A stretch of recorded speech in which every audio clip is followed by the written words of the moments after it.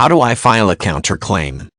Once a lawsuit has been filed against a party, any claim made in response by such defendant is considered to be a counterclaim. An independent cause of action asserted by the defendant in the first case against a plaintiff is a counterclaim. Both the plaintiff's claims and the defendant's claims are resolved during the same proceeding. Certain counterclaims are compulsory, while others are permissive.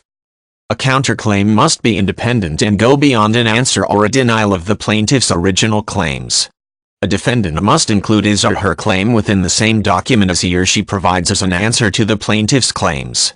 The procedure associated with the filing of this document varies by jurisdiction.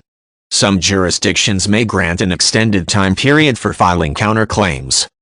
Compulsory counterclaims are those that, at the time the case is initiated, arise out of the same transaction or subject matter of the plaintiff's pleadings. These claims cannot add another party to the case if the court cannot acquire jurisdiction over the third party. The claim cannot be one that is the subject of another lawsuit at the time the current suit was initiated.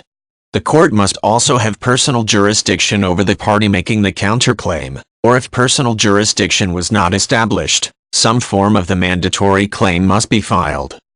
Any compulsory counterclaim not made in a current case is lost forever. The defendant to the initial pleadings must make any and all required counterclaims he or she may have against the other party, or they are waived forever. A permissive counterclaim is one that is not compulsory. These claims may be raised, but the right to raise them is not waived if the defendant chooses not to raise them at that time.